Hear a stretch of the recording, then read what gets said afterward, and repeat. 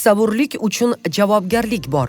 Jinoyat kodeksiga ko'ra, o'g'rilik jabrlanuvchining kiyimi, sumkasi yoki boshqa qo'l yukidagi ashyoga nisbatan sodir etilsa, bazaviy hisoblash miqdorining 300 baravargacha miqdorda jarima yoki 2 yildan 3 yilgacha axloq tuzatish ishlari yoki 3 yildan 5 yilgacha ozodlikni cheklash yoxud 3 yildan 5 yilgacha ozodlikdan mahrum qilish bilan jazolanadi.